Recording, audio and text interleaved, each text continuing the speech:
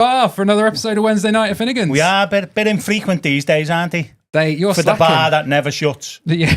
You know what I mean? Is permanently closed. The currently. landlord's always away. Yeah, but lately it's been a bit empty, Tom. It must be a sign of the times, you know, the economic crisis and all that. I don't know what's going on. I have no clue what's going on, but we've decided to come back and try and do a few extra, a few special episodes as we go along. Yeah. And tonight I think is going to be a good one. But it's going to be a great one. Yeah, because we've got award-winning stand-up comedian MC, writer for TV shows. That includes Russell Howard. Wow. His Good News Show, 8 out of 10 Cats. I mean, come on, that's good, isn't it? She's done her own cameos on the television as well, and you can sometimes hear it on Absolute Radio. Wow. Yeah. I thought we said we were going to give her 5 minutes so she can eat some cake. We're not going to introduce her yet. Oh, okay, all right. No, that was just a little teaser for the people watching. Okay, nice. You know, in about 6 months when you put this out. So how have you been, mate? Well, I think it'd be good for you to give people a little update on how you've been. Well, what are you drinking first of all? Well, I'm on 0% something. It's fruit juice, isn't it? I'm on 0% Guinness. But, it's just like, I mean, it's all right. It's probably the best one. Is it? Yeah. Tell us why, what's going on with you health-wise. Just let people know. Well, I'm on 0% Guinness because my liver's done in it, basically. I've got tumours the size of my head on it. I don't know. Honest, I went to see them the other week and it was all bad news. Like, it was all like, yeah, some of your tumours are over 4 inches wide now. And you've got a few of them. I was like, I didn't think my liver was that big. But I'm pretty healthy. Yes. I've been a bit sick in the last couple of weeks, but I'm pretty healthy. I'm getting scans, getting one on next Saturday. Yeah. Yeah, but I've probably had it by then, by the time this goes out. Yeah. Yeah. And then I'm going to see the consultant on 2 weeks after that to tell me what happens next. Okay. Whether the treatment I'm on carries on or I end up on, he said there's another trial. Okay. Yeah. So we'll see what happens. It's not the end yet, lad. There's Good. I'm glad to hear it. Not just yet, anyway. Although, considering you were a man with liver cancer, it did take you quite a long time to stop drinking alcohol. That's the only thing I'm going to... I know, well, I figured. I mean, I've seen a few comedians do this kind of joke about, if you're drinking, don't drink, don't smoke, don't do this, don't do that.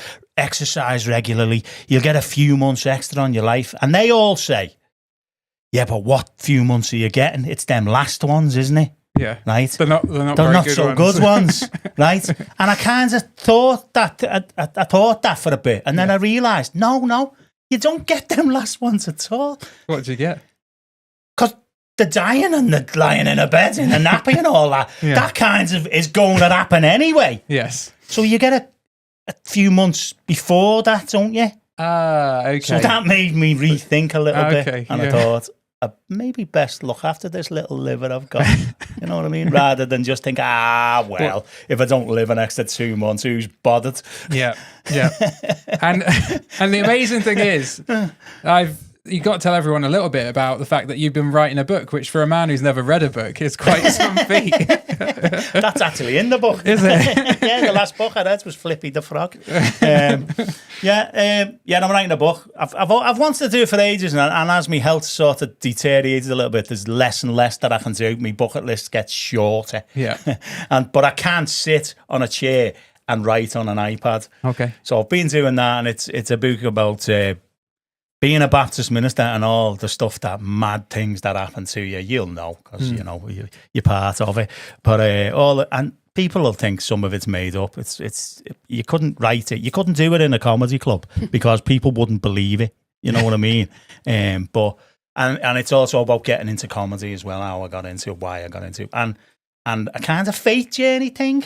Yeah. From starting from a kind of really uber kind of black, white, everything's this, really serious, everything else. When I was like 16, come into this kind of faith that was so set and so, that's it, nothing else matters kind of thing. So where I am now, where I'm drinking non-alcoholic Guinness, my life's amazing. No, but it has the whole journey and the whole comedy scene and meeting comedians and talking with them and just interacting with everyone rather than being in that little Christian bubble. Yeah. Has definitely affected me, and I can only say for the better. Fantastic. So that's what the book's about. So the book... No one's going to buy it. Know what I was mean? assuming I'd get a free copy. But You're getting nothing, you. You get enough off me for nothing. are you going to do the audiobook or what's the thought there? No, imagine me reading that. I can't read. That would be brilliant, though. The outtakes on that would just be fantastic. That'd be funnier than the book, wouldn't it? Yeah. Yeah. And what, you've had a visitor today. Tell us about your visitor. Oh, yeah, we're just there, sitting there before about 4:30. And this lad knocked on the door, this random lad, and he said, can I just come in, please? Can I just come in, please? Can I just come in, please? Can I just come in, please? So Joyce shouted me because she was at the door. And he literally said, can I just come in, please, for a bit? There's some boy who's he's trying to stop me. And I've told him you're my auntie. So anyway, we got in, went out, said to them, what are you doing? And all this sort of stuff. And he was like, don't say nothing to them. Anyway, so we calmed it down. We made sure that they got off. And then Joyce took him home. He lives up by you. Oh, does he? Yeah. And spoke to his ma, It was all right in the end, but a bit randomly. That is a bit random. So he was taking a chance, really, wasn't he? Should have just gone, no, we don't take canvases, lad. Heart of gold, you and Joyce. Although Joyce was the one who drove him home, I do notice. Yeah, well, I'm not well, am I? So, I use that excuse for everything. No, Tom, you can. Very good. You literally can. It's great. Well, shall we get our guest on then? Why don't you give it? You've already done an introduction. You were going to talk. I went camping with kids. Hayley, let's welcome Hayley and I'll chat to Hayley about how are you doing, Hayley? Nice to see you. You're right. Yeah, it's great to have you on, Hayley. Thank you so much. Thanks for coming in. It's much appreciated. Just pretend to be my auntie for a bit and then I'll get off. Joyce will run your own. You've got kids, hey Hayley. Yeah, so you I've know. got one, yeah. What did you do for holidays this summer? We went to Tenerife. We had, got a bit of money. 10 days. Comedy's going well. Yeah, don't want to brag. I had a wristband all inclusive. Wow. Still got it on? No. I went there for 10 days. Lovely. Okay. Yeah. And what about, because I went camping with kids, which was a different experience, I'd say. Was your all-inclusive one where they also included the kids? They took them away as well for periods of time? Or did you have to look after them the whole time? She wouldn't go to they have a kids club and stuff, but she didn't want to do anything social. No. She just wants to be with me. Oh. Which is lovely, but at the same time I wanted to read a book, So, but she doesn't. You can do that, but no. Wait till they get older, Hayley, and they don't want to be with you. This is why I'm enjoying it now, because I think she's not going to want to hang around when they me. walk 10 paces behind you because they don't even want anyone to see that they're with you. Yeah. I'm dreading it, I'm dreading it when she gets embarrassed of me. Oh, you're glowing as if you really love your daughter and everything. It's amazing. Well, I haven't been camping, that's why. Yeah. Sure, she does love her daughter. Well, no, I know I also love my children, but but is it still a bit raw, the camping experience? No, mine are, to be honest, mine are good kids. How old? 14, 12 and 10, but two of them are about to have birthdays. They're not 14, 12 and 10. They're all 15, 13, 11, I think now. They're all in high school now. Right. So they're not little kids anymore. In fact, the thing I had recently, which was a bit sad, was when you walk your kids to school for the last time, we had that because they're all in high school now. And I found that a bit emotional. See, that's completely alien to me, walking kids to school. Get out and get there yourself. Throw them out into the world. And yours turned out pretty good, didn't they? Not bad. Yeah. Could have been worse. Yeah. Becky was touch and go at times. I said to her once, I'm going to wait. My job is to get you to 18, not pregnant. That's all I've got to do. And then I'm done. You can do what you want after you're 18. But if you get pregnant, don't be coming back here. I'm not going to be minding that kid. Backfired, hasn't it? Yeah. And she sort of didn't believe me. But when she got to 18, I literally she was like, I'm doing this. I was like, oh, okay, dead chilled about it. Yeah. The only time, I don't know how to tell this story. The only time, she'll be fuming. The only time I interfered was she turned up at the house somewhere about 12 o'clock at night. And she was in a car with 3 lads, right? And I was like, so I seen them all and all that. And she came in and she bladdered. And she said, I'm going to a party with me mates, Dad. I said, no, you're not. She said, why not? I said, because you've wet yourself. You shouldn't have told that story, Alan. You can edit it out. Yeah. And she went, oh, okay. And I had to go out. Oh. I had to go out and say to the lads, she's not coming, lads. See ya. Oh. You might want to take your car for a valet as well.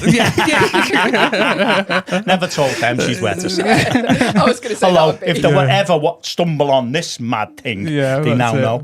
Yeah. How old's your daughter? Is it just one child you've got? She's 5. Oh, that's a lovely age though, isn't it? Yeah. Has she just started school or? Yeah, so she's in year 1 now.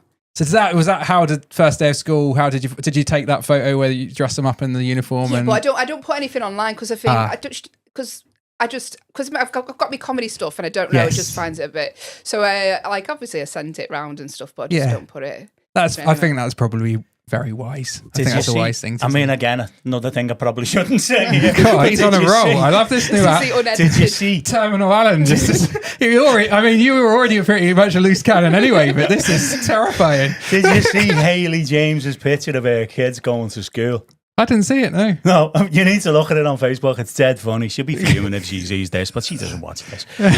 She's bought their uniforms, but clearly with the idea that she's not buying one for another 2 years. It looks like, remember Talking Heads? Oh, yeah. The massive suit. Go big or go home. Oh, I think you can't even see his fingers out the end of the top. School uniform is crazy money.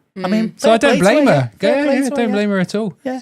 I just thought it was funny, you know. Yeah. You could see them like with these baggy clothes on, like it was just like. I mean, we have it now that kids, like at primary school, you could send them in anything, you know, like I remember ours, they were red jumpers that they could wear black or red trousers, and the red ones were cheaper. So we got red ones. They look like Ronald McDonald. Look like they worked in Butlins. Yeah. Shane Ritchie.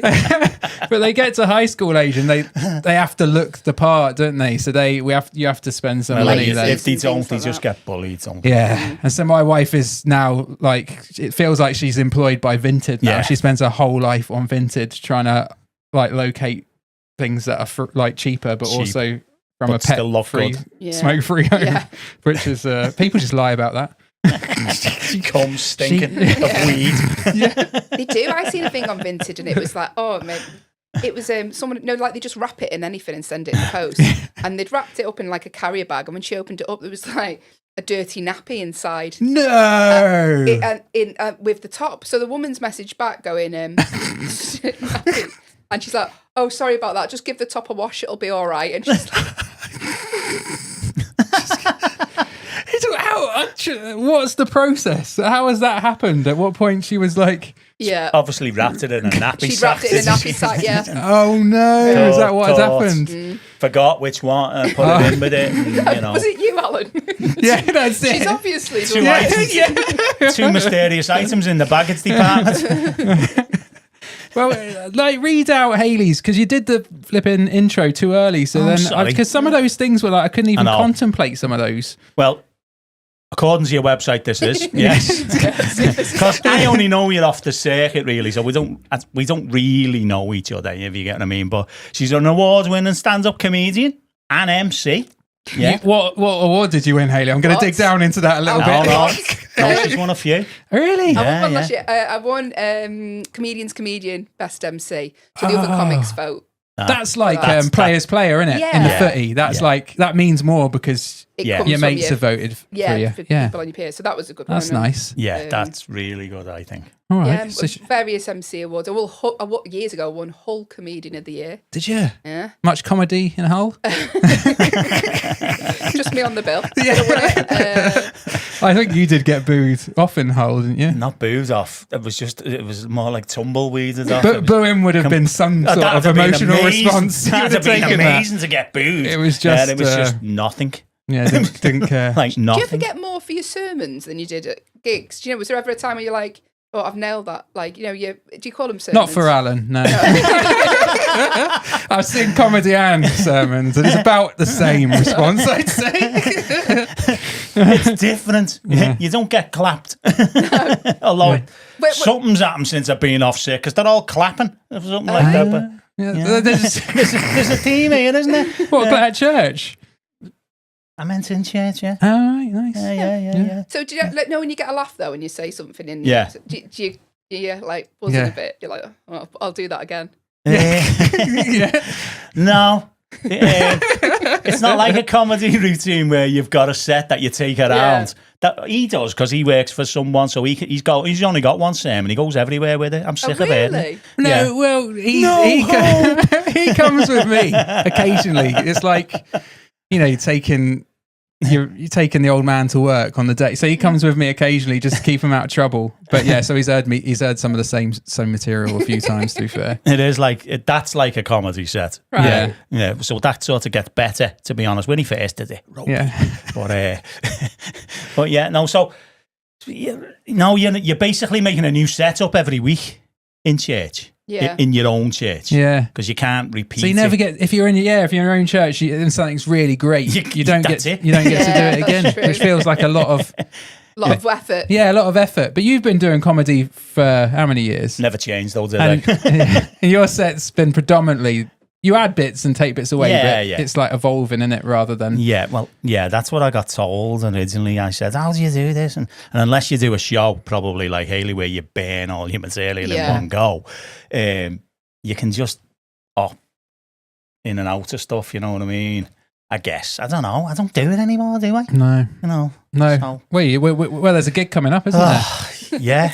the allegedly, comeback. But I feel an illness coming on, Tom. I feel a trip to A&E coming up. High temperatures, sweating, palpitations. Very good. Some award-winning comedian. She's wrote for TV shows, which are, they're pretty big shows. I used to. I've never told this before. I used to write for. I was like, so when they had Russell Howard's Good News, they'd often go through the local news stories. So I was given like a local news TV show to watch and write sight gags. Yeah. So you'd write something about what happened in the news and then they'd play the clip. But they give me like some Irish news channel. Oh, it was the bleakest. It was like 200 people died today. Honestly, and I was just like, I can't write jokes about. And it was like every story was awful. And then I had to be like, some days I had to be like, I can't, there's nothing I can, they're all tragedy. It's not like, and then they give me like Northwest Tonight, and I was like, yes. Because like Northwest Tonight always had something at the end where, this egg is purple or whatever. I don't know. Like this otter can cheer. So that was great when they moved me on, but I had that it was heavy going. Wow. And could you write from home? Did you have to write from home and then send the gags in? Send them in. Did they only pay for the ones that they use, or no? do You they get just like a writing fee for like the day. So you'd watch it and then you'd spend so many hours, whatever, writing on it, and you'd get like a fee for that. And then sometimes they'd make it and sometimes they wouldn't. And when they made it, obviously you didn't get any more, but you got a credit on the right. The writing that must be a bit. Would you know whether you were going to have a joke that made it before the episode aired? Or yeah. They'd let you know. Yeah, that's cool. Yeah, that is cool, isn't it? Yeah, and you've been on Absolute Radio. Yeah. Again. Yeah. Top radio station. What did you like? What would you do on there? I listen to Absolute all the time. I do. I haven't done it for a bit, but I did used to be like Jason Manford's show. Yeah. Go on as a guest a couple of times. Yeah. Nice. Fabulous. That's great. Yeah. Well, let's get into it then. Let's get into a little bit. It'd be nice to find out a bit about you, Hayley, and to find out how you even got into comedy and how that works, and like. Yeah, obviously to go from, to get into comedy, but to win awards and to be on, like, to do things on TV and radio, like where's the journey start with that kind of thing? How did you even think I'd like to do comedy? That's something I'd like to pursue. I always find that bizarre when people put themselves up there, because I've seen a lot of comedy gigs and you watch people and they're not always very good, are they? Well, you've only seen mine. But then to feel like, I want to give that a go and then actually make it work. What was the process? Give it a go himself, once. I made him do it. I made him do a comedy course with a load of other Baptist ministers, and some of them were woeful. Yeah, that was helpful. They weren't very good, were they? And like he was backing out at one point, and I just went, "No, you're not. You're not backing out." It was one of the few times you told me that, I said, I think I'm not going to do that. And you were like, no, you are doing that. And I didn't know you well enough to tell you to do one at that time. So I had to do it. And who was the audience there? Just other Baptist ministers? It was... There was a lot of friends and family. It was a bit like at after the course gig, Yeah. So the people were friendly. It was like it was kind. It was a nice... Someone heckled him.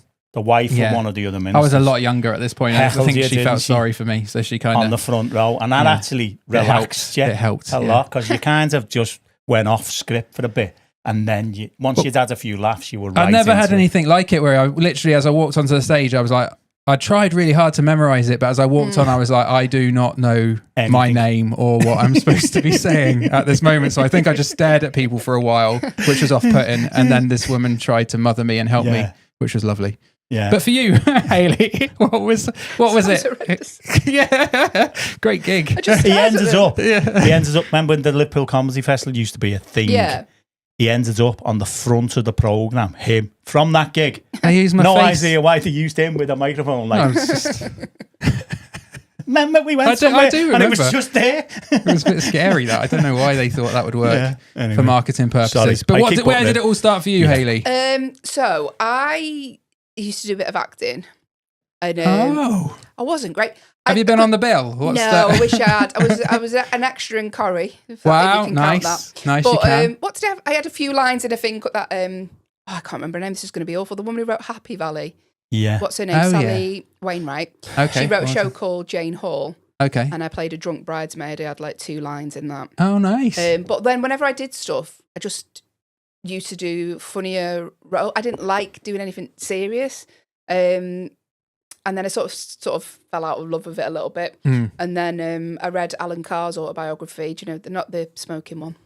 I've never smoked since. No, he had this bit about doing a comedy course at university, and I thought that was never an option because I didn't realise that was a thing. Yeah. Yeah. Similar, I didn't know. I was seeing comedy on TV, but I didn't realise there was all this hidden circuit. I was the same. Yeah. Exactly the same. So yeah. I had no idea. So I just Googled comedy courses, and they had one in Manchester at the time, which was in the Comedy Store.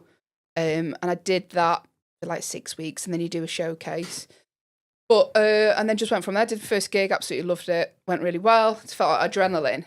I don't know if I enjoyed it though. It was weird because I had my first gig, and I was like, oh, I was so panicky and just my heart in my chest, and I was like, I don't know if I enjoyed that. And the next night, I'd already had another one booked in, so I did 2 on the bounce. So the first one went really. What, 2 on the bounce? You'd done a comedy course, but there was already a second one in place. So the comedy course wasn't a showcase in front of like family and friends. It was Okay. the King Gong, Oh wow. Oh, wow. which That's if you don't know throwing is in like the a deep end. brutal show. It You've is got a to last brutal- 5 minutes. Yeah. And they gong you off if you're not funny enough. good. And if Yeah. you've got an accent like me, Yeah. Well, basically, I'd just have to go, hello. That'd be it. yeah. If you're in Manchester, you're off. They were brutal, and that was our first. That was gig. your introduction to comedy, so it wasn't a safe, like the audience that I was there, Ours was people were, safe, it was yeah. safe. Yeah, no, People this wanted wasn't you to safe. do well. Like, This people were was getting gonged off for saying they were teachers and all sorts. Ah. And I went on, so obviously my adrenaline was out, and I lasted the 5 minutes. I got through to the clap off. wow. And I think probably come second in the clap up back then, and you're like, oh. So I was like, just in shock, like, oh my God, that went really well. And then the next night I did Beat the Frog, which is another gong show. Literally the night after, when I got gonged off after about 2 minutes 30. And I sat in my car and cried, right? I was like, I'm so humiliated. And it was, I look back now and I think, oh, that's ridiculous. I got so upset over it. I think it's because the first night had gone really well. The second night. So I went from feeling like, oh, I'm the best. I'm brilliant at this. To like, oh, I'm the worst. Yeah. Friends have seen it. So, and then it just sort of kept going from there and just, but it's very addictive. In the sense of like getting the laugh, like people. Yeah. So yeah. Yeah, it's that. I don't know what it is. I don't know if it's the adrenaline or the getting the laugh or whatever. But I just thrived off doing it. Wow. And does that carry like over time? Does that remain, or do you like? Because if you're doing that, would you do a couple of gigs a week? How would it work? Like comedy's full-time gig for you now. Yeah. So obviously, when you first start out, you're working and you're driving here, there, and everywhere for no money. Yeah. It's insane. I don't know how I managed to do it for so long because I was doing it, and I'm like, I do a full day's work. I was working. So when I was first started stand up, I was working for Booper. Okay. And I'd do a full shift there in the call centre at Booper. Then I'd drive to like Hull for zero amount of money. Yeah. That's mad, isn't it? Like People 80 don't quid know petrol. this side of things. And then I'd get home at like 2:00. Then I'm back on the call centre. Then I'd drive to somewhere else for zero amount of money. Stoke. Yeah. Just to get stage time. Yeah. So you do that until you start getting paid gigs. But when you start getting paid gigs, they're not that well paid as well. Yeah. So you're still backpedaling and Yeah. so I did that for a long time, and then obviously then was earning enough. Well, I'll tell you what, I actually got forced to do it full time because I was working for Bupa, and then basically what happened was I got did the Edinburgh Fringe, but I did a showcase. So I got through to basically do this showcase, which was called the Comedy Zone at the time, and it was in the Pleasance Courtyard, and it was quite a prestigious thing to do, and they chose me to do it. Wow. And then they wouldn't give me because you have to have a month off work, they wouldn't give it me, so I quit. And then I was like, oh, now I've got to earn money from doing it. But then then I started doing teaching assistant bits just to like in between on supply, things like that. Isn't it amazing? I find it fascinating that, especially in comedy, that you're able to make a living from essentially, like you've not got any props, you're not singing songs like a musical comedy. You just literally, you get up, it's you, a microphone, a different audience every night, and you've got to be funny, you've got to entertain them, and that's like an incredible ability to be able to, like, that's how you earn money. And you say money, you haven't seen what we get. I mean, but people see the likes of you on the hot water stage and all that, but they don't know that journey that got there and the commitment that it takes to get there, because you get loads of people starting this and then pack it in within a year because it hasn't happened, I'm not on live at the Apollo, and so it's such a a long journey as well to getting better, because you've got a gig in order to get better. It doesn't it's very rare that someone absolutely smashes it straight away. But like you can have something, I'll watch, because I host a new material night. So I'll watch them and I'll go, I've got something, but it's not there yet. Or they're going to be really good when they realise what it is, But that still could take 50 to 100 gigs for them to get better. And that's a painful process, isn't it, at times? Yeah. That is really, really painful at times. It's a very public space to not be very good at something, to have to learn. Like, that's the thing, isn't it? Like, it's very vulnerable. You can't get experience without doing the thing that you need to be experienced in. Yeah. And unfortunately, when you're not very good at it at the beginning, it's just horrendous. Yeah. The thing is now, there's like instant feedback as well because of things like Twitter and Instagram and stuff like that. Where like it wasn't as rife as when I first started out. Like you might get the odd thing on Facebook, but now it's like people will message you after gigs, and I had a friend who got a really awful message after a gig, and you're just like, oh, I don't need to. Do you know what I mean? It's like, what are people thinking when they send those things? I always just think, just move along. Just ask for a refund, but why? Don't contact them. But then if I was just starting out and started getting that, I probably wouldn't have carried on. Now I can deal with it because I've got I'm not. You've had it so often. I don't care now. I think it just gets to a point you're like, but like when I first started out, it was quite like, you just want to be good and you want to be liked, don't you? Everyone wants to be liked. You don't want to be. I think that's not to like you. Yeah. Everyone wants to be liked. Every single person wants to be liked. Yeah. It's that. Even the ones that say they don't. No, they do. That's like a reverse psychology thing, isn't it? Where they really do. It is like you don't want to be disliked. Affirmation. So when anything like that happens, especially when it's early. Yeah. A lot don't come back from that. Like they do the tears in the car thing, and then that would be the last time. I had 2 people, third ever gig, 2 people. When I was telling them about funerals, get up and bawl out crying and run out the room. So you can imagine how that gig went in hot water. What are we talking about? Funerals. Oh right. Oh God. Their auntie had died. Right. They were brothers, and there was a big group of students, but their mates had brought them to the comedy club the night before the funeral to cheer them up, and they got me. Oh, no. I remember leaving the stage, and Paul Smith got up and he went, Allan Finnegan, everybody. And it was just, there wasn't anything. This is a team. I'm glad I don't do this anymore. Do you get nervous still, Hayley? Like, because I imagine, like, if I feel, obviously preaching is a different thing, and but sometimes I feel dead confident, and I feel like, even if I'm in preaching at church, maybe where I look out and I think, there's not many people here, or there's a few older, most of them are probably going to be sleeping at some point, so it doesn't matter. Do you look out and be like us, where I'll go, they look like they're going to be a good crowd? Look like my type of crowd. Yeah, of course definitely. You do. Of course you do. You do. You do. You arrive and you go, oh, okay. Yeah, I'm gonna these are have my to, people. Good.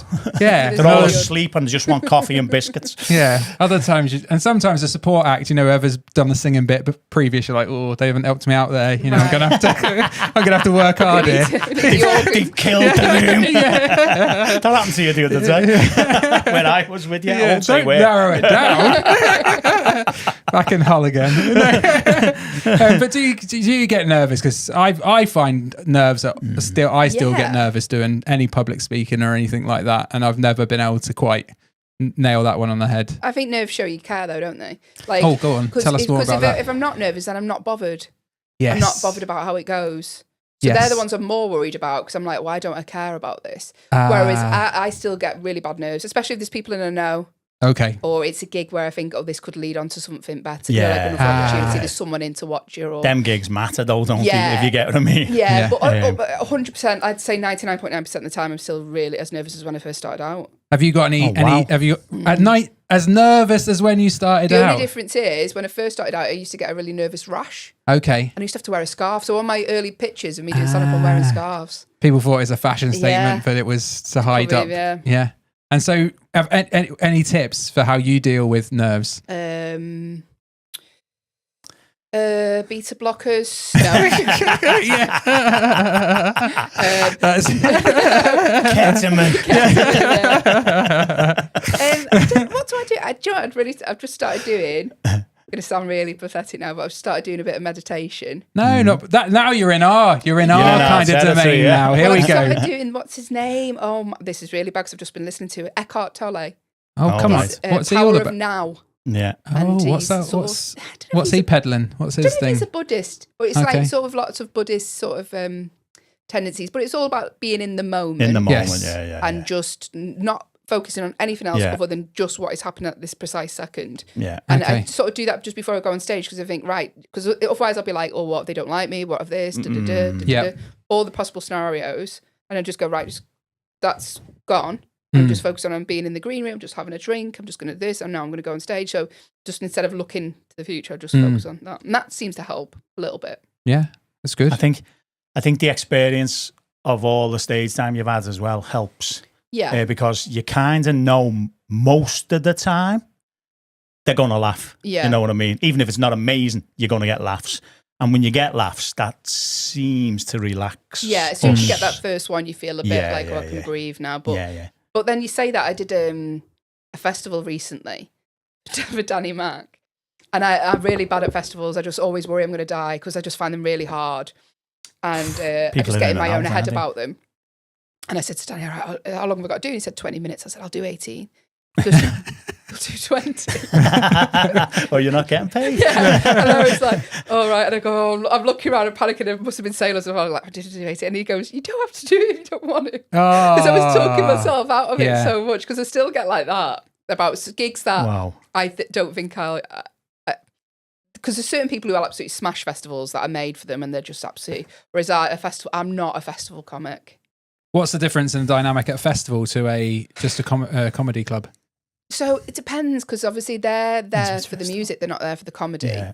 And I haven't got any jokes about the music. Oh, so it's not a comedy festival. No, it's these music festival. venues always have comedy tents. They have comedy tents, So people aren't there for comedy necessarily. So some people they will. just They'll look in the wander programme. in and out, you know what I mean, as well, during the day. It's not like they've bought a ticket for a particular time. Exactly, most of the yeah. time. A lot of them will. They'll go, oh, I like this act. I'll come in. Yeah. Because they have like big names on. I'll come in and watch, whoever.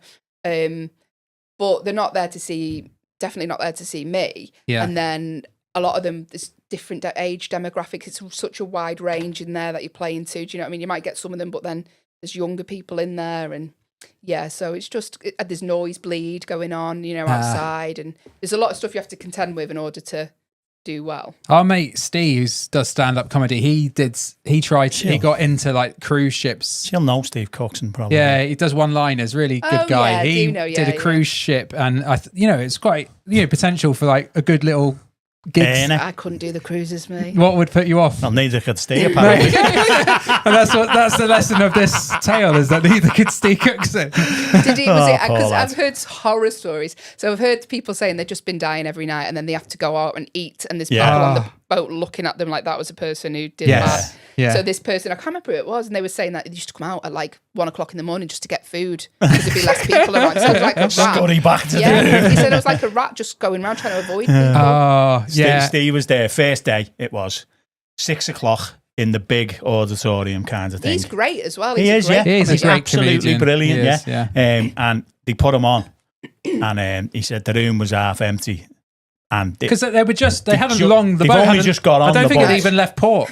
They were leaving port. Yeah. People Right. outside waving. And Yeah, all like, that kind of listening to the stuff. Wish piano me and all luck that. as you wave me goodbye and all that. And he said he was on, the room was half empty or even less, he said. And then people got up and left at that. He said, and 40 minutes in, the cruise director just went, that's it, stop it. And then he was supposed to do another show and they cancelled it. Cancelled it. And then It's horrible, isn't it? Did It's he do horrible. another one? I don't I think can't he did. I remember. think How it long was was he on one. the But he boat said for? he was on it for 2 about weeks. 5 days where he couldn't get off. But as he said exactly the same. Just You have kills to your eat with self-esteem. these people, Yeah. Yeah. and they know. You know, and he said, well, most of them didn't because they didn't turn So, up. yeah. But so Yeah. But that, I don't think a hilarious comedian would have been out. Well, he's a funny comedian, but I don't think, you can only do what you can do with an empty room in Yeah. a massive. It'd like- be that being stuck because you have a bad gig, you can go home, Yeah, you get can on see board. your family, Yeah. like you have a bit of normality, whatever. But if you have a bad gig on a cruise, you're stuck at the gig Yeah. for like a month, It's like- and then you've got to do it again. Yeah. And also, like you have to. A lot of them, it's different now because they are doing cruise ships where you just do a club set. You don't Okay. have to change anything. But some cruises, you have to do like a 40-minute clean set and then a 40-minute different set later on. whatever. Yeah. Yeah, You know, kinda there's set. too many variables for it to go wrong that I'd just be like, no. What I find on them is I go on them, and the ones that I've seen, I've been on about 3 cruises, I think, and it's definitely more old school. It feels old school Definitely- comedy. Yeah, when I've seen it's it a on bit a cruise. more People ate it up, sexist. but I was a little bit. sexist, racist kind Yeah. of thing. But also, I thought you'd be good at that.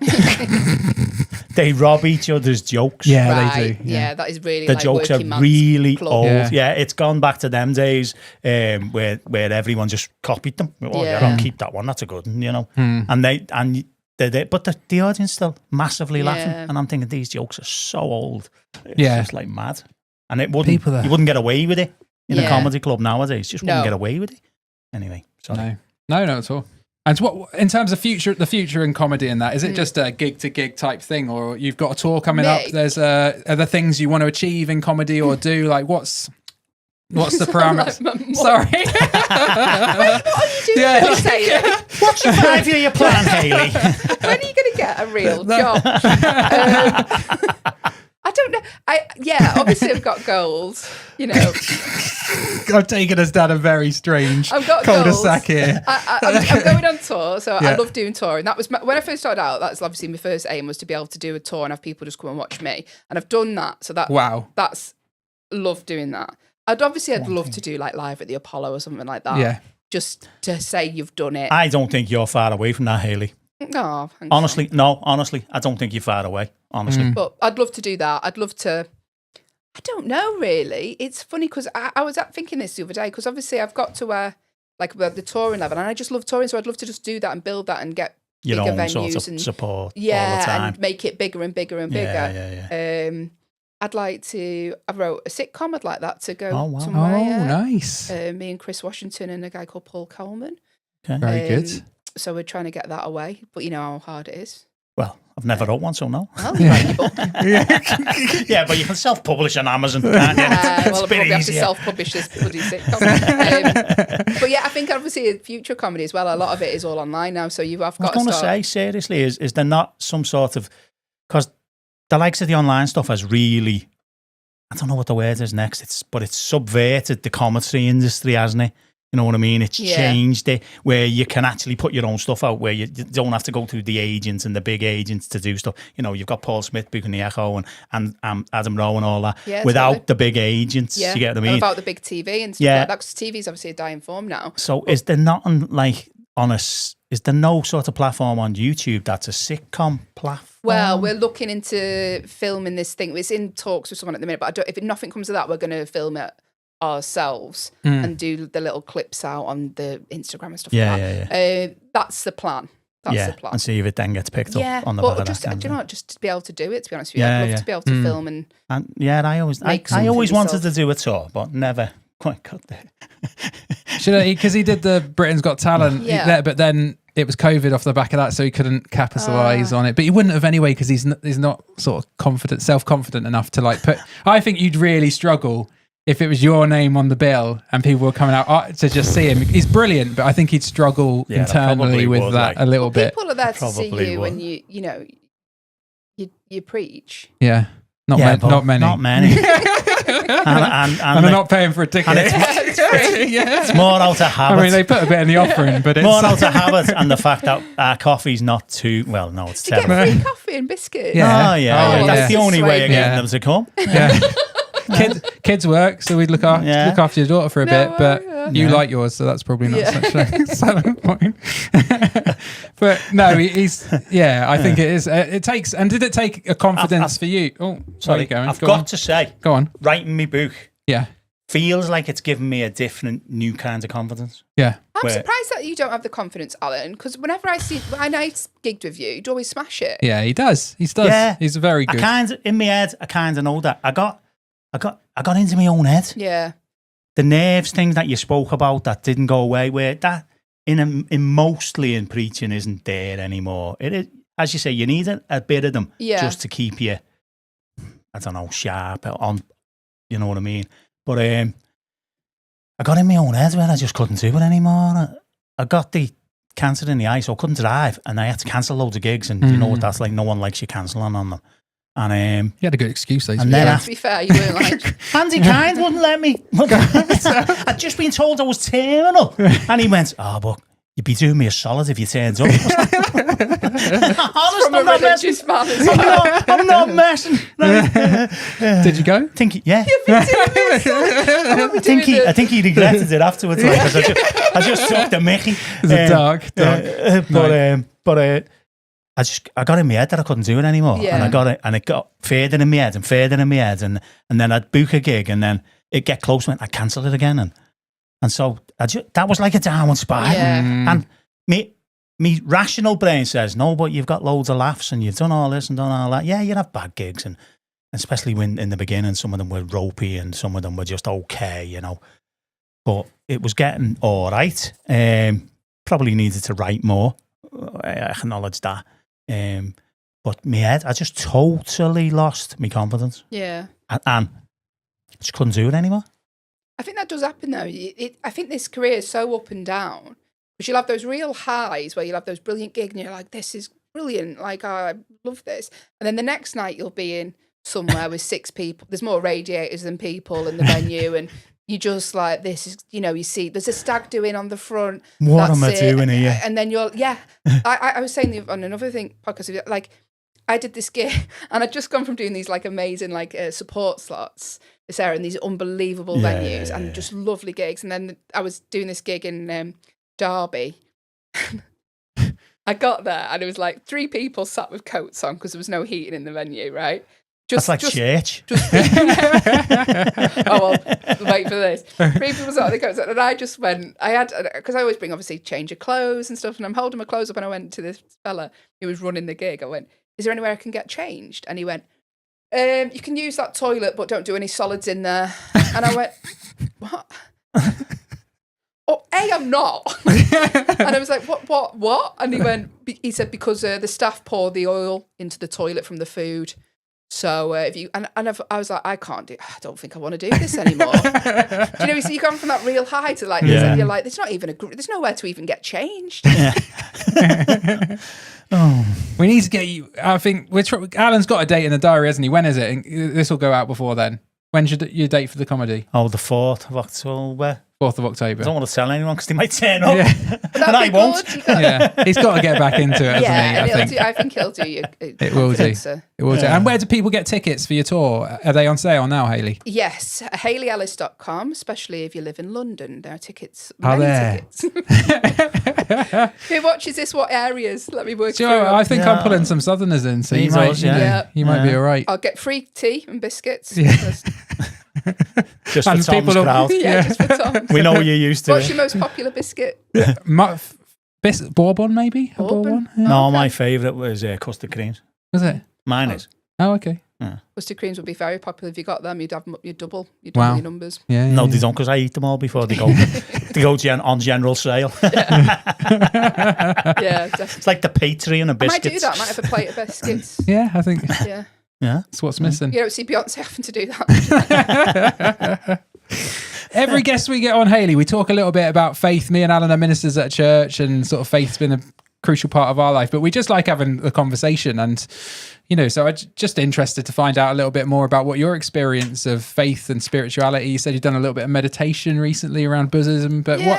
what's your experience? So I was brought up Church of England because my mum was quite religious growing up. So we'd go to church every Sunday. Oh, right. So you were from what ages? Like From as young as I can remember till we stopped going, obviously, when we got teenagers, because I don't want to come with you anymore. Yeah. Because I've just found it boring when I was younger. Yeah. But my mum, carried on going. And then when I was a bit older and come back from university, I'd go to like midnight mass with her. They're quite Christmas. nice though, aren't they? They feel very like the seasonal ones like that. It's You like can have a few drinks before you go, can't you? Yeah, Makes they it like- well more interesting. I think we should have a bar. You should imagine it. You'd honestly, the amount of people, that will get him in a bar. Yeah. Bless the beer and that. You could do that. Well, we've got the perfect thing. The fella who turns water into wine, haven't we? That's Yeah, it. exactly. It's easy, isn't it? Sorted. But yeah, so we used to go, and then I didn't lose any faith or anything. I just sort of. Did you believe it, do you think, as a kid? And Yeah. what was your memory of like being in a service? Like, was it like was it boring? Was it aimed at, there was bits that were aimed at kids or not really? No, You would not just at all back then. sit there and Right. be quiet? It's just not back then. I think now it's a lot more tailored to everyone who's in the room. Because I've been to church since then, and I've actually been quite interested. And I was like, oh, that's quite interesting. Do you know what I've got into? I've got a bit of an addictive personality though. Oh, go on. So I wasn't very into religion for a bit. Then I listened to a podcast by Joel Osteen. Oh, the smiley fella. Yeah. Yeah. Gets on my nerves, him. Oh, Don't get me wrong, he's massive. Don't get me he's wrong. huge. And his sermon was brilliant. And I was like, oh. Yeah. And then I listened to a few of his books, and I started listening to his regular sermons. But then I read something about his wife being unkind to someone on the flight, and I went off him. Yeah, he's all smiley and Yeah. Yeah. And then I was like, yeah, actually, I don't know if I this trust could him. be your special day. His Shut up, sermons are Joe. like- You're so privileged with your jet airline. Oh, yeah, he's got a lot of money Yeah. as Yeah, well. they kind of, some of them tend to do This that. church is like his church, it's like an arena. Yeah, It's like a mega massive, mega massive, church. Yeah, sort of but tens his of sermons, thousands I of found them people. quite I mean, interesting. Incredible communicator. Hey, Yes. like Oh, yeah. like a very And Yeah. I was like, oh, yeah, I remember that Bible story, but I don't remember it being like that. yeah. So you sort of relate it to modern day and stuff. But yeah, when I was younger, I just hated it. I hated having to get up on a Sunday. Do you know me? Yeah. Day off school. Yeah. To go like that's why I think. Yeah. You like your sleep. But then I remember praying to God if something bad was going to happen, Yeah. or say I was worried about my nan or something. I remember I'd do a little, because I never used to pray, but then I would if I was worried about something. Yeah. Yeah. I'd have a little, or if I was worried my mum was going to tell me off, then I'd have. I remember spilling nail varnish all over a carpet, and I remember praying, how bad's that? I'd prayed forever, and then I was like, oh, please don't let me mum find out. Do me Please, Lord. Don't let me mum see the nail varnish. Yeah. Got an acetone. Yeah. And then I think I've slowly now sort of because I wanted my daughter to be baptized, so I've sort of started going a bit again. Oh, okay. Yeah. And was that what with your daughter being, because we your daughter being baptized, obviously for some people it's maybe like a rite of passage, or for some people they just want a bit of a party, and it's kind of traditional, or what is there for you? Were you baptized as a child? Well, she's Catholic. She was, so because my partner's Catholic. Okay. So and I don't think there's that much. Does this really bad? I don't think there's that much difference between the Church of England, obviously you've got confession, Yeah, there isn't. and you've got longer services and things like that. But it's all different flavours. Yeah. So I've been going to a Catholic church and is this like going from Liverpool to Everton? Is this what it's going to be like? No. Yeah. Oh, you can't do that. No. I'll tell you something in a minute. Go on. Right. Yeah, so I started going to a Catholic church, and that's very, because obviously does it matter? I don't know. I felt like I really enjoyed the services there, and I really like the I think the other way around, it matters to them more. I think Right. Anglicans are a bit less. Doesn't really matter. Yeah, because I was like, do I have to tell them? Like, do I need to let them know? Yeah. Because then obviously they started doing things that the prayers are a bit different to Yeah. the ones Yeah. that I know. Yeah. And obviously there's a lot of hand movements and stuff Yeah. in the Catholic Church. Yeah. And then I'm like, well, I don't know what they're doing here, and I don't want to look like. Yeah. I felt like it was, like in those high school films where the detective goes back to a high school and they're trying to fit in. Yes. And I'm Yeah. like, Yeah. what am I doing? But yeah, I've started enjoying that a little bit. Great. Go every now and again, not often. Yeah. What were you going to say? Sorry. I once got asked to do like a christening. Yeah. We call them something slightly different. But because it was a Catholic and a Protestant, and the families had fell out about what the kids was going to be. Yeah. But so to almost to placate the families, they just said, nah, we're not doing it, the young couple. But I worked in a Ford's factory doing maintenance, with building work and that. And this fella there knew me, and he said to them, I've got a solution. Right? So he comes up to me and asks me what to do. But he said, they can't do it in a church though. It's got to be in the pub. Okay. Right? Yeah. So I just said, yeah, all right. So I ended up doing this dedication, we call them, right? It's the Right. same thing. It's just not water involved. Well, it's a similar thing, slightly different focus, I suppose. But What I is it ended then, like Stella? shots Yeah. and tapas. And I ended up going to this pub in the Wirral, and in a bar with the bar open, and doing this kind of christening service for these people who must have just thought it was bonkers. I remember praying, Hayley, and at the end of it I went, amen, and it was only me who said that. And then I done another one, and nothing again. And I thought, right, something's wrong here. So I said to them, you know, when I say amen, that means is right. It's basically saying, we agree with what you've just said. So when I pray for these and the kid, if you agree with that, just say is right. Right. The next prayer I had, they nearly knocked me off my feet with is right. But yet I'm not sure the family was actually placated by that. But the couple were made up. Aww. So anyway. And so getting your daughter, did you say she was christened at the Catholic church, Yeah. or when she was a bit younger? When she was younger, yeah. Yeah. And was that for you what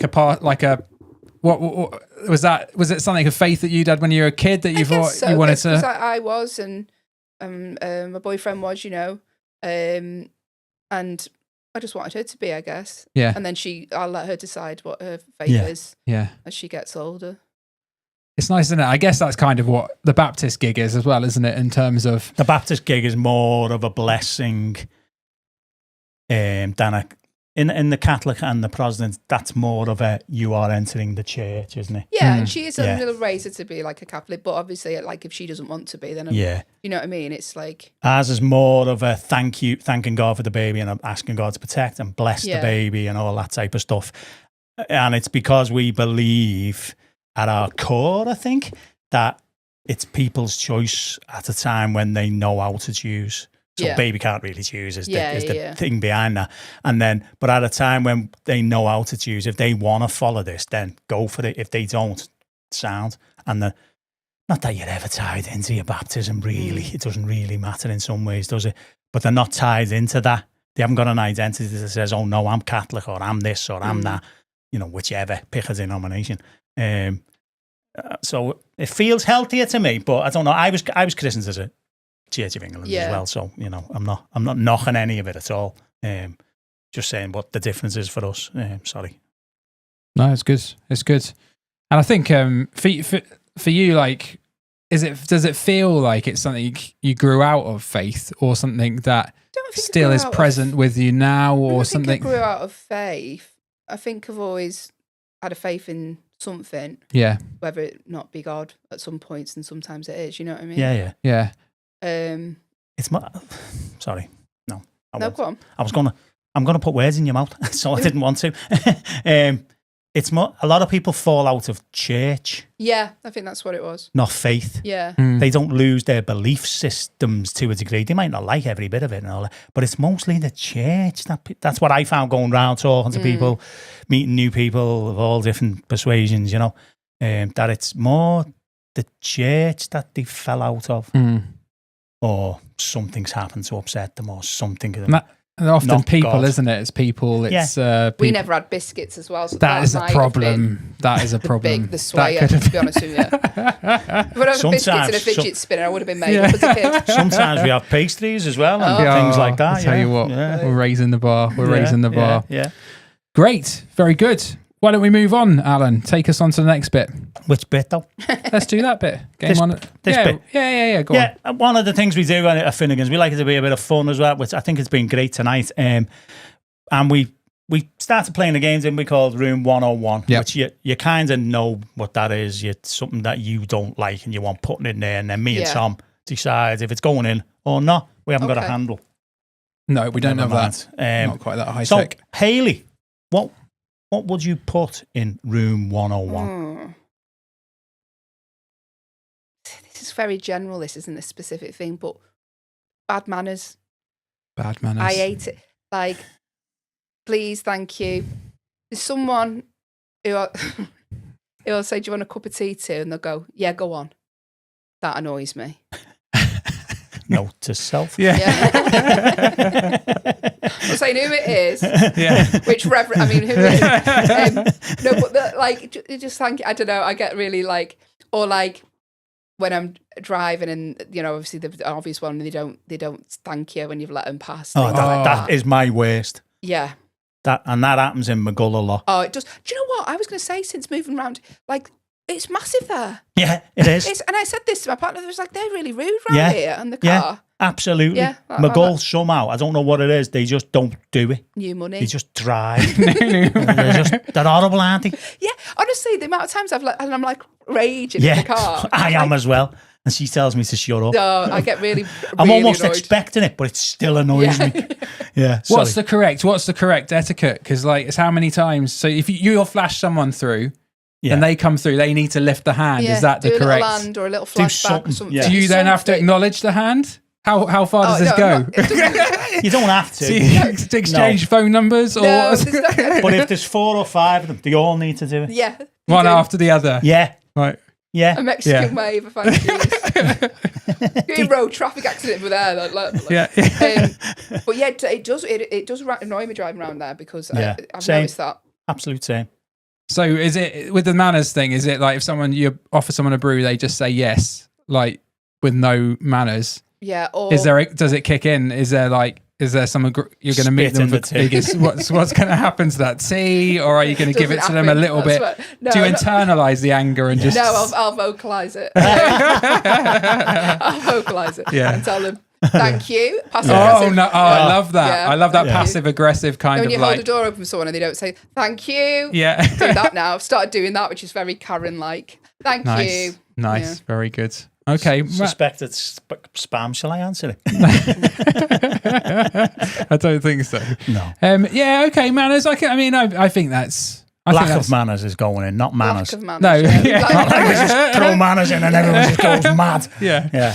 I'm trying to think if there's any other. I mean, the car one is that's the quintessential one for me. I'm trying to think if there's another one. The door one, when you open the door, like just mentioned and all that. Yeah. Or people just walking in front of you and things like that. Holding a door open. That's the equivalent to the car, isn't it? But in person, you can. You know. On holiday, I don't want to brag about me all inclusive, but. And you were struggling packing your beans in a tin. I was at an all-inclusive breakfast. Yeah. And the amount of people pushing in front of me and my daughter there, I was like, oh, there's like so much. It's all right, I'll wait. Yeah. No, go ahead. No, go ahead. After you. Yeah. But pushing in front of a kid as well. Yeah. And like, she's 5. And they can see we're stood there and they just, that would really annoy me. Yeah. Don't get that camping, do you? No, you don't. Right? No. Don't get breakfast either. Yeah. Don't get a wash. No. Or running water, but you hope you had a lovely time. Proper toilets. All right, manners is going in. Yes, Manners is going definitely in. manners very is good, going very in. good. Yeah. Have you got one more? We didn't warn you ahead of time, Hayley. I'm trying to think what else annoys me. There's a lot, but it's mainly people. Trying to think. Is there specific people you want to put in? You can know name what? and shame I them. couldn't do that. You know what, I Hayley? really This knew. is so funny because you're so much like me. The older I'm getting, the more miserable I'm getting. Just like- I know I look like the fella off Up already, but yeah, sorry. I'm trying to think, actually. Let me think. I have to edit this up. We did give you a whole 30 seconds notice before we push record. Yeah. Something will come to me in a bit, probably. That's all right. Yeah. When I'm in my car on my way home and no one's letting on to me. Yeah, that's it. Let's do a story to get into the members. Yeah, the members explain list. the members list. Go on. Okay, basically how this works, Hayley. At the end of every episode, we ask our guest if they would tell us a story. Normally a funny story, although some people have gone quite serious at times. And Yeah. which that's fine. Baffles me. Yeah, Never but mind. tell us a story, and if the story's good and we like it, then what will happen is you'll get Get them on you'll the get on the wall. wall. You'll lad. be on the wall. In our bar, you'll be able to come to the bar whenever you want. You're Become part a of the- member of part of the Finnegans. member. Whenever I want, really. Yeah, Really, Yeah. I mean, Open all hours, this one. Yeah. Like, When I'm knocking Ah, on right, at 4 yeah. o'clock. on your way home from Birmingham. Alan! 1 minute, Hayley. But sadly, so I just got the other side of the coin, Hayley, is if it's bad, Yeah. You're bad. you get barred, and then you Yeah. can't come back again. And we can't even talk to you. I wouldn't. There would be no. I wouldn't thank you if you let me past in the car. There'd be nothing. If you made me a cup of tea, Maybe that's why I've been barred and I don't know it. yeah. I've got a story. Go on. I told it in an old tour show, but I've not told it in ages. Oh, go on. It's not really about me. So, when my nan passed away, my mum thought she'd get me granddad, because my granddad was like, obviously really, really missed her, and they were together from like the age of like 18 or whatever till 70s. So my mum thought she'd do something really nice. And I rung her up and she goes, I've got your granddad. Because there was a video that went viral a few years ago. You might have seen it just before COVID, maybe. And it was like a woman in a care home. And, a man in a care home. And his wife had passed away. And the care home staff got him a present. And the video that went viral was him opening the present. And it was a cushion with his wife's face on it. I don't know if you've seen that. Oh, I didn't see that one. And he was like sobbing and, it was really lovely. And then my mum seen that and she was like, I'm going to get your granddad one of those cushions. So I thought, he'll love that. And then I rung him up the day I knew he was going to get this cushion. And I'm talking to him and he didn't mention anything. And I thought, it's weird, he's not mentioning this cushion and that. And I said, do you have any posts today? And he goes, oh, yeah. And I said, what was it? And he goes, a cushion. And I went, right, what was on the cushion? He went, I think it's your nan's torso. And she hadn't resized the photo. Do you know, she just put the photo in, and obviously they'd sent her a brief, but it'd gone to a junk mail. Just in the middle of my nan's stomach on this cushion. It's like a cardigan. In fairness, fair play to him for recognising it. I think honestly, anyway, I had this joke at the show, like my mum was so upset, and I rung her up and she goes, "It's not funny. I spent a lot of money on that cushion." I was like, "Well, you could have spent more because now you got to get the head and another one. You got to get the leg." It was absolutely. Then she bought. I mean, I didn't say this, but then she bought him another one to make up for it. But then it was like it was her and me nan, but it was just a massive picture of me mum. Me nan was it's like Pushed it to the side. stop buying stuff, mum, because you don't know what you're I'd hate doing. to see a moon pig cat. No, once she sent a moon pig without anything in the inside. I'm not even joking, it was just blank. Yeah, she's terrible, but yeah, that she needs to stop by. But that cushion was on until he on his sofa until he had to go into a home. This cushion had just been nan's stomach. I've got it now. Yeah. Midriff. Oh.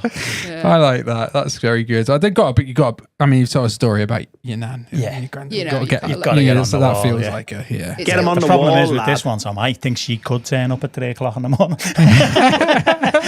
there's every possibility that could happen just on the way home from a random gig somewhere. Yeah. She only lives in I Kirby, was so going it's to say I not live far. very local, so I will be round This it. is your local. This is close. This is Massive it, yeah. Never mind the local. Johnny Todd. Very good. Very Open good. up, Joyce. Yeah. Come on. Yeah. See In how much fairness, booze. she'd probably still be up here.